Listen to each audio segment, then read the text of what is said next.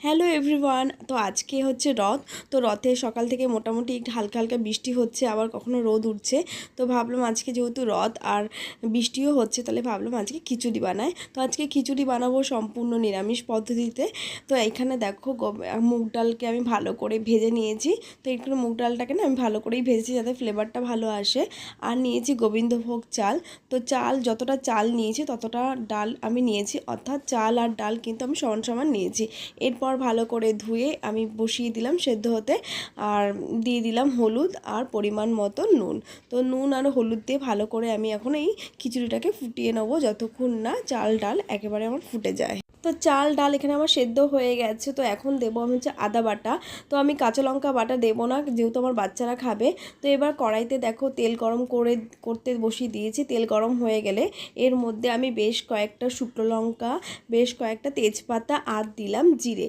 তো এই জিরে তেজপাতা শুকনো লঙ্কা একটু ভালো করে ভেজে আমি খিচুড়ির উপরে দিয়ে দেবো ফোড়নটা। তারপরে ভালো করে কিন্তু খিচুড়িটাকে নাড়িয়ে আমি ভালো আরও কিছুক্ষণ এটাকে ফুটিয়ে নেবো। তো খিচুড়িটা কিন্তু আমি একটু ঝোলা খিচুড়ি বানিয়েছি। আমাদের বাড়িতে সবাই না এরকম একটু ঝোল ঝোল খেতেই ভালোবাসে খিচুড়িটা। খুব টাইট খিচুড়ি আমাদের বাড়িতে কেউই খেতে চায় না। আর এটা আমি অনেকটাই জল দিয়েছিলাম, দেখো অনেকটা ডালের মতন এখন লাগছে, কিন্তু যখন ঠান্ডা হবে জলটা কিন্তু অনেকটাই টেনে যাবে। তো সেই আন্দাজে কিন্তু জলটা দিয়েছিলাম। তো এবার দেখো আমার খিচুড়ি তো ফুটে গেছে। এইবার দিলাম স্বাদ মতন চিনি আর দেবো একটুখানি ঘি। তারপর দেখো ওপর দিয়ে ভাজা মশলা ছড়িয়ে দিলাম। ভাজা মশলা বলতে এখানে জিরে, ধনে, শুকনো লঙ্কা আর গোলমরিচ ভালো করে শুকনো খোলায় বেটে আমি গুঁড়ো করে তার উপর দিয়ে ছড়িয়ে দিয়েছি।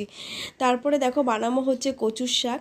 তার জন্য এখন কচুর শাকগুলোকে ভালো করে কেটে ধুয়ে আমি নিয়েছি। এরপর এটাকে নুন দিয়ে ভালো করে আমি সেদ্ধ করে নেবো। কচু শাক এখানে আমার সেদ্ধ করা হয়ে গেছে, কড়াই থেকে নামিয়ে নিয়েছি। আর কচু শাক যখন কাটছিলাম তখন কিন্তু দেখে অনেকটাই মনে হচ্ছিল, কিন্তু দেখো সেদ্ধ করার পর অর্ধেকেরও অর্ধেক হয়ে গেছে। এখন আগের দিন রাত্রে দেখো ছোলার ডাল ভিজিয়ে রেখেছিলাম। তো এই ছোলার ডালটাকে ভালো করে আমি ব্লেন্ডারে দিয়ে ভালো করে ব্লেন্ড করে নেব। এর মধ্যে স্বাদ মতো নুন হলুদ দিয়ে ভালো করে মেখে বড়ি করে তেলের মধ্যে লাল লাল করে ভেজে তুলে নেব। আর এদিকে দেখো কুমড়ো কেটেছি। এই কুমড়ো আর ছোলার ডালের বড়ি দিয়েই কিন্তু কচু শাকটা রান্না করব। তার জন্য দেখো কড়াইতে আমি তেল দিয়ে শুকনো লঙ্কা তেজপাতা আর ফোড়ন দিয়ে দিলাম। এরপর কুমড়োগুলো দিয়ে দিলাম, তারপরে দিলাম কাঁচা লঙ্কা। তো এরপর স্বাদ মতো নুন আর হলুদ দিয়ে ভালো করে কুমড়োগুলোকে আমি ভেজে নেবো যতক্ষণ না কুমড়োগুলো সেদ্ধ হয়ে যায়। তারপরে দিলাম দেখো আদা বাটা আর একটু জিরের গুঁড়ো দিলাম। এরপর ভালো করে আরও কিছুক্ষণ মশলাগুলোকে আমি কষিয়ে নেবো।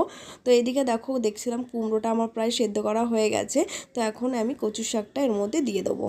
কচু শাক দিয়ে ভালো করে নাড়িয়ে কিন্তু কুমড়োর সাথে ভালো করে মিশিয়ে দিতে হবে কচু শাকটাকে। তারপর দেখো এখানে আমি ছোলার ডাল যে বড়িগুলো ভেজে রেখেছিলাম সেটাই এখন দিয়ে আরও ভালো করে নাড়িয়ে আমি ভালো করে সমস্ত কিছু মিশিয়ে নেব। এরপর দিলাম স্বাদ মতন চিনি। তো কচুর শাক রান্না করা আমার হয়ে গেছে, কড়াই থেকে নামিয়ে নিয়েছি। আর এরকমভাবে সম্পূর্ণ নিরামিষ পদ্ধতিতে কচু শাক রান্না করলে কিন্তু দারুণ লাগে।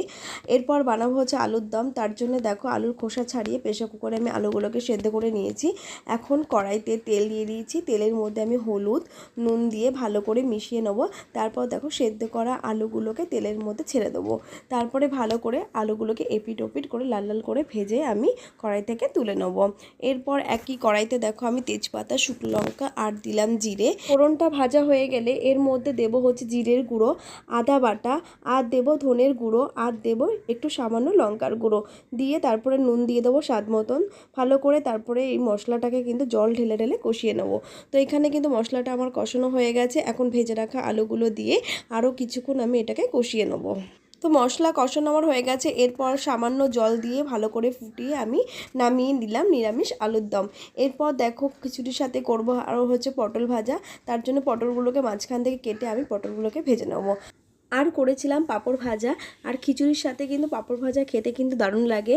আর তার মধ্যে তো রথে তো পাঁপড় ভাজা করতেই হবে। তো সন্ধ্যাবেলায় দেখো রথ সাজিয়ে ঠাকুর সাজিয়ে আমার দুই মেয়ে কিন্তু রাস্তায় বেরিয়ে পড়েছে রথ টানার জন্যে। আর গুল্লুর এটা প্রথম রথ, এর আগের বারে রথে কিন্তু ও কিছুই বুঝতো না। তো এইবারে কিন্তু অনেকটাই বোঝে, তাই দেখো দিদির সাথে ও কিন্তু রথের দড়িতে টান দিচ্ছে। তো গুল্লু তো ভীষণ এনজয় করেছে, তার সাথে রিনিশাও। তো আজকে সারাদিনে এই ব্লগটা তোমাদের কেমন লাগলো অবশ্যই কিন্তু আমার কমেন্ট বক্সে আমাকে জানিও। আর ভালো লাগলে আমাদের চ্যানেলটিকে সাবস্ক্রাইব করে আমাদের পাশে থেকো। আজকের মতন টাটা, দেখা হচ্ছে নেক্সট ভিডিওতে।